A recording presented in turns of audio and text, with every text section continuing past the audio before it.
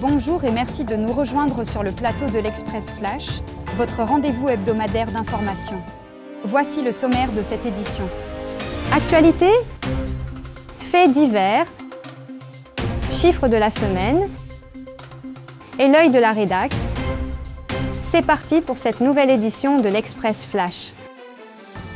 L'assistant commissaire de police Dhunraz Gangadin a été arrêté ce jeudi 24 juillet dans l'enquête sur l'affaire Riwarmoni. Selon les éléments recueillis par les autorités, 160 millions de roupies auraient transité sur un compte personnel de l'ACP Gangadin entre janvier 2023 et novembre 2024. Deux charges provisoires, sous la Financial Intelligence and Anti-Money Laundering Act et la Financial Crimes Commission Act, seront présentées en cours ce vendredi 25 juillet. La prison de haute sécurité de Melrose est au centre d'un scandale. Plusieurs détenus affirment avoir été passés à tabac par des policiers. Fractures, blessures ouvertes et traumatismes psychologiques sont dénoncés par les familles et les avocats. Dans un affidavit soumis à la Cour suprême le mercredi 23 juillet, le détenu Julien Ross évoque de graves actes de brutalité survenus lors d'une opération menée par des agents masqués le 17 juillet. Il affirme avoir été violemment agressé sans provocation ni justification légale. Un scandale qui relance le débat sur les abus dans le système pénitentiaire. Marié et père d'une fillette de 8 ans, Vikash Ramessur laisse derrière lui une famille bouleversée par sa disparition. Âgé de 45 ans, cet employé du ministère de l'Environnement a été retrouvé mort ce mercredi 23 juillet dans un champ de canne à la Rosa. Initialement considéré comme suspecte, sa mort n'est finalement pas d'origine criminelle.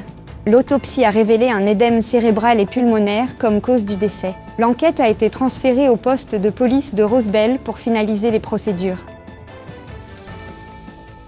Malgré les initiatives mises en place, la lutte contre la cybercriminalité à Maurice demeure un véritable défi. Entre 2014 et 2024, la Cybercrime Unit de la police a enregistré 3337 cas liés à des infractions numériques. Pourtant, seulement 111 d'entre eux ont été élucidés à ce jour. Le 25 juillet 2020, un vraquier japonais s'échoue à Pointe d'Esny. Une catastrophe écologique sans précédent.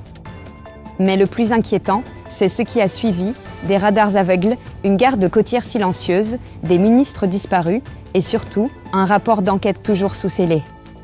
5 ans plus tard, le flou persiste. Les autorités évoquent de vagues enquêtes, mais ne publient rien. Pire encore, les versions officielles se contredisent. Pendant ce temps, ce sont les citoyens qui ont, seuls, protégé le lagon avec leurs mains, leurs cheveux, leur courage. Ce naufrage, ce n'est plus celui du Wakashio.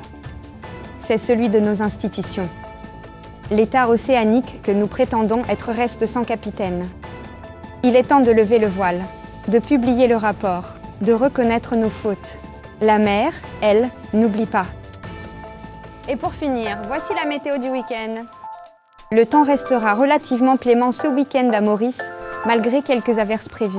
Samedi 26 juillet, de la pluie légère est attendue durant la nuit, notamment dans les hauteurs. Les vents souffleront de l'est à environ 20 km/h. La mer restera modérée au-delà des récifs. Les températures varieront entre 15 degrés et 27 degrés Celsius.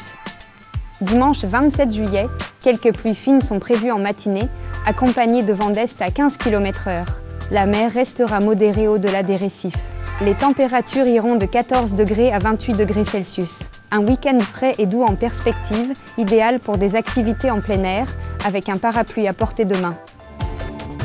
Merci de nous avoir suivis sur la page de lexpress.mu. Je vous souhaite un bon week-end et je vous donne rendez-vous la semaine prochaine.